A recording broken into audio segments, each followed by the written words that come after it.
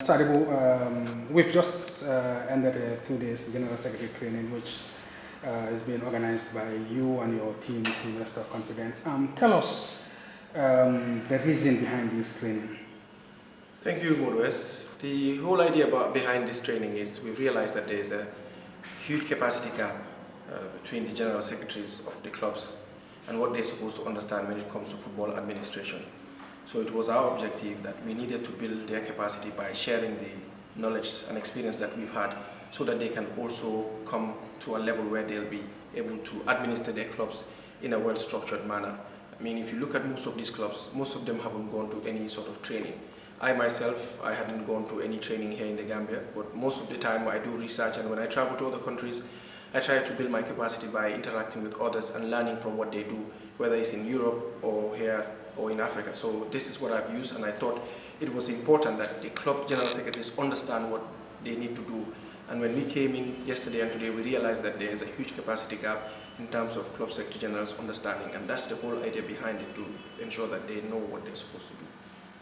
Partly, one can say this is part of a campaign promise you've made during the GFF elections. You were emphasizing on capacity building. Yes, that is one, but the other is oftentimes I have most of these general secretaries calling me to ask me, what do I do when my club has an issue? Do I write a protest? Do I write an appeal? How do I claim training compensation? How do I do that? And I thought rather than answering individuals individually, it was good to bring them all, under one umbrella, sit on one platform, so that we can all share the ideas that we have. Sometimes some of them use different approaches to this. You could say it was a campaign promise, but then the bigger push behind it is the fact that I get a lot of requests, a lot of inquiries from most of these general secretaries as to how do you run the club, what do you need to do. So I thought rather than just giving them answers one by one, bringing them here for a 2-day training, share our knowledge and experience would do them a lot of trick. Forget about the elections, because we've gone past that. We're going further, and now that we feel that these people should understand this, it's better to share our knowledge and experience rather than go home with it and allow them to sit down like that and not knowing how to run their clubs. Having conducted the first one, you've been with the participants for the past 2 days. How motivated are you to keep this going, knowing that this is something that is needed, capacity building, very important in football development?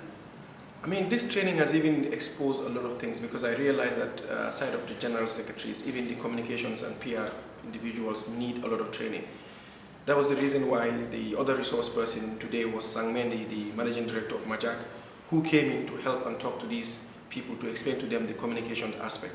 I touched a bit on communication skills yesterday, but this has inspired me more and motivated me more, because I could see all the participants that came in yesterday came in today, even though it is a Sunday, and they were asking very pertinent questions.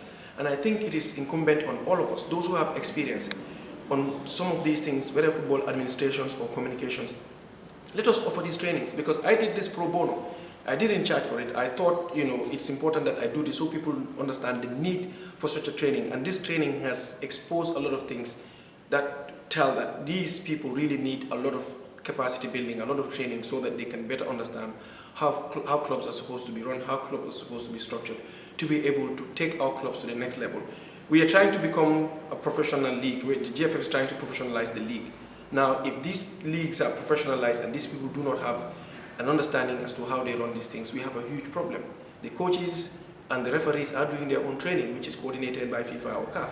But what about the administrators? What about the medics? What about the PR personnel? So this is important. This was very important. And we believe everybody should try and do their quota so that we can get all these people capacitized to better serve our football. Thank you very much.